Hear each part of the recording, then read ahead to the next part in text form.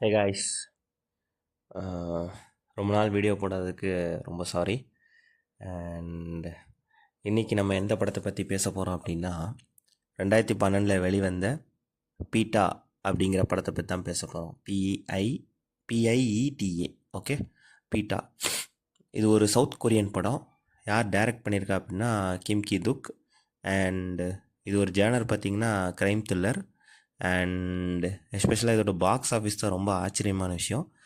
36,1250 US dollars box office. But ஆனால் இந்த படத்தோட மேக்கிங்லாம் பார்க்கும்போது இதில் இருந்து அப்படியே மினிமம் ஹாஃப் த அமௌண்ட் தான் செலவாயிருக்கும். மினிமம் நான் சொல்கிறது மினிமம் இல்லை, மேக்ஸிமம் ஹாஃப் த அமௌண்ட் தான் செலவு பண்ணியிருப்பாங்க. அண்ட் இந்த படத்தோட அவுட்லைன் ஸ்பாய்லர்ஸ் இல்லாமல் எப்படி சொல்லலாம் அப்படின்னா, சின்ன வயசுலேருந்து தனியாக வளர்ந்த ஒரு 30 வயசு பையன். அவனோட தொழிலில் அவனோட வைலண்ட்டான அணுகுமுறையினால் ஒரு சில பேர் பாதிக்கப்படுறாங்க.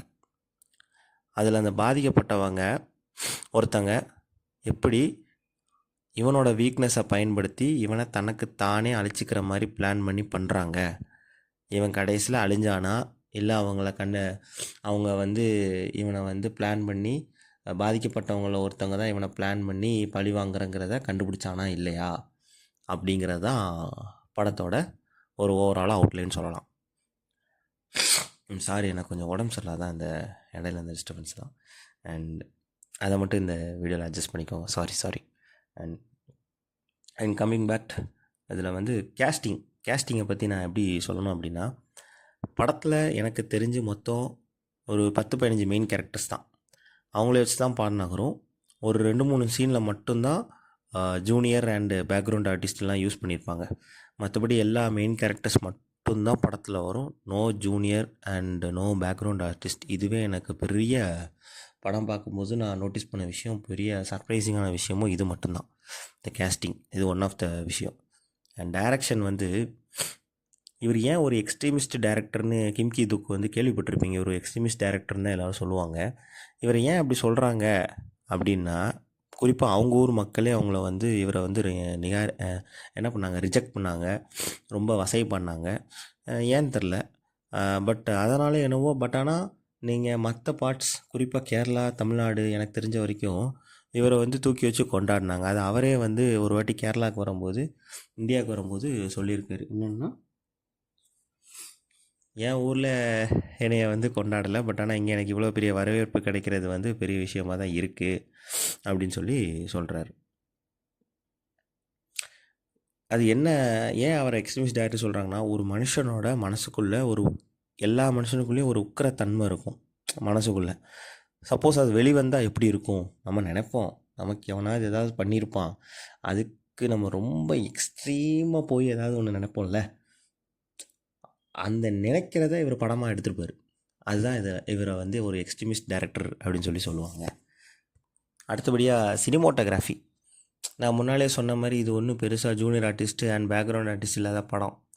அதனால் இதை ஈஸியாக எப்படி ஷூட் பண்ணலாம் அப்படின்னா, க்ளோஸ்அப் ஷாட் வச்சு பப்ளிக் பிளேஸில் வர ஷாட் எல்லாத்தையும் எடுத்துருக்கலாம். அதாவது பப்ளிக் பிளேஸில் வர ஷாட் எல்லாத்தையுமே க்ளோஸ்அப்பில் வச்சு எடுத்து முடிச்சிருக்கலாம். ஆனால் அவங்க அப்படி எடுக்கவே இல்லை. கதைக்கு என்ன தேவையோ, என்ன ஆங்கிள் வேணுமோ, என்ன ஃப்ரேம்ஸ் வேணுமோ அதை தான் சூஸ் பண்ணி எடுத்திருக்காங்க. மெயினாக என்னென்னா, அப்படிப்பட்ட இடங்கள் தான் எடுத்திருக்காங்க. பெருசாக எனக்கு தெரிஞ்சு இவங்க காட்டின இடத்தெல்லாம் பார்த்தா எந்த விதமான மக்கள் நடமாடுற இடம் மாதிரி தெரியலை. ஸோ என்ன சொல்கிறது, எஸ்பெஷலாக ஒரு கடைசி ஒரு ஷாட் இருக்கும். அந்த கடைசி ஷாட்டில் ஒரு ட்ரக்கு ஒன்று நவுண்டு போயிட்டே இருக்கும். அந்த ட்ரக்குக்கு அது நவுண்டு போகிற இடமெல்லாம் ஒரு விஷயம் நடந்து வந்துகிட்டே இருக்கும், பின்னாடி ஃபாலோ பண்ணிக்கிட்டே இருக்கும். ஸோ அந்த ஷாட் இவங்க சூப்பராக எடுத்திருப்பாங்க. அது எது ஃபாலோ பண்ணுது, என்ன நடக்குதுங்கிறத இங்கே சொல்ல முடியாது. பிகாஸ் அது சொன்னாலே கிளைமேக்ஸ்லாம் ரிவீல் ஆன மாதிரி இருக்கும். ஸோ அதை மட்டும் நான் இதில் அவாய்ட் பண்ணிக்கிறேன். ஆமாம். அடுத்தபடியாக ஆர்ட் டைரக்டரோட ஒர்க் இந்த படத்தில் ரொம்ப சூப்பராக இருக்குது. எனக்கு தெரிஞ்சு இந்த படத்தை ஃபுல்லாக செட்டு வச்சு எடுத்துருக்கிறதுக்கு வாய்ப்பு இல்லை. எல்லாமே நமக்கு பார்த்த வரைக்கும் ஒரிஜினல் லொக்கேஷன் மாதிரி தான் இருக்குது. நம்ம நினச்சிருப்போம் ஃபாரின்னாலே ரொம்ப நீட்டு க்ளீன் பியூர் அப்படின்னு தான் இருக்கும்னு நினச்சிருப்போம். இது வரைக்கும் நம்ம பார்த்த ஹாலிவுட் படங்கள்லாம் நமக்கு அப்படி தானே காமிச்சிருக்காங்க. ஆனால் இந்த படம் அப்படி கிடையாது. ஹாலிவுட்லேயும் ஒரு எப்படி சொல்கிறது, எந்த மாதிரி ஏரியா மெயினாக எக்ஸ்ப்ளோர் பண்ணியிருப்பாங்கன்னா, அந்த ஸ்க்ராப் எல்லாம் பண்ணுவோம்ல, மெட்டீரியல் ஸ்க்ராப்பு ரீயூஸ் பண்ணுறது, லேத் ஒர்க்கு, இந்த மாதிரி பண்ணுற இடங்கள் எப்படி இருக்குது அப்படிங்கிறது தான் காட்டியிருப்பாங்க. அது ஒன்றும் அவ்வளோ நீட்டாலாம் இருக்காது. அது ஒரு மாதிரி இருக்கும் இந்த இடம். நீங்கள் பார்த்தாலே உங்களுக்கு ஒரு தரும். பட்டு அந்த இடத்துல வச்சு எடுத்தது தான் இந்த படத்துக்கு ஒரு தனித்துவமான ஃபீல் கொடுத்துருக்கும்னு நான் நம்புகிறேன். ஸோ அந்த வகையில் வந்து ஆர்ட் டைரக்டர் ஒர்க் வந்து இட்ஸ் ரியல்லி அப்ரிஷியேட்டபிள். அந்த மாதிரி ஒர்க்கு தான். அண்ட் மியூசிக், இந்த படத்தில் ஒரு மியூசிக்கும் கிடையாது, ஒரு பிஜிஎம்மும் கிடையாது. எல்லாமே வெறும் அந்த அந்த எப்படி சொல்கிறது, பேக்ரவுண்ட் மியூசிக்குங்கெலாம் எதுவுமே கிடையாது. சவுண்ட் எஃபெக்ட்ஸ் மட்டும்தான் உண்டு.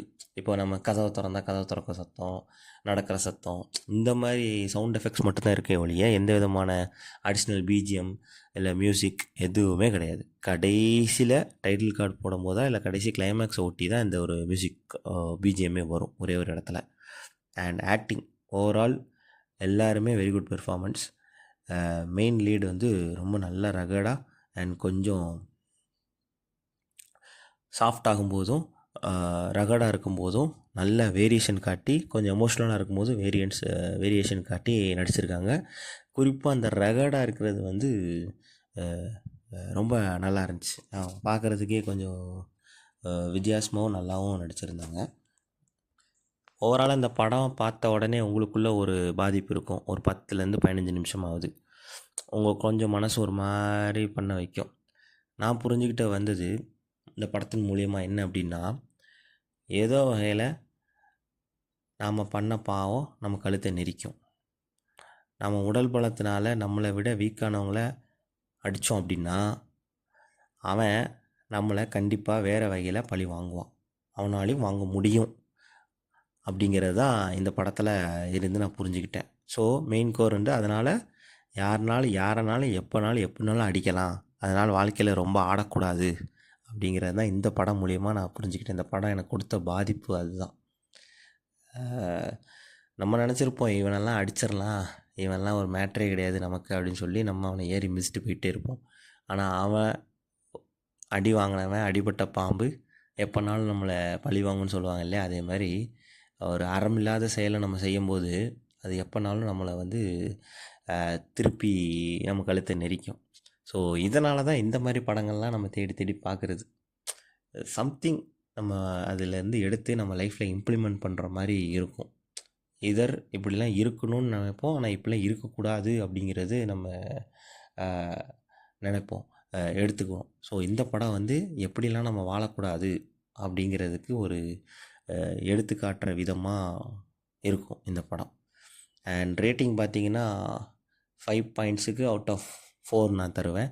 அண்ட் ஒரு சில சீன்ஸு செக்ஷுவல் கண்டென்ட் இருக்கும். அதை தவிர்த்து ஒரு நல்ல டீசெண்டான படம் இது. பட் குழந்தைங்கள வச்சுக்கிட்டு பார்க்க முடியாது. ஒரு டிஃப்ரெண்ட்டான தேவைப்பட்டுச்சுன்னா கண்டிப்பாக இந்த படத்தை நான் உங்களுக்கு சஜஸ்ட் பண்ணுவேன். கண்டிப்பாக பார்க்கலாம். அண்ட் மேலும் அடுத்து வேறொரு படத்தில் அடுத்த வீடியோவில் உங்களை சந்திக்கிறேன். தேங்க்யூ.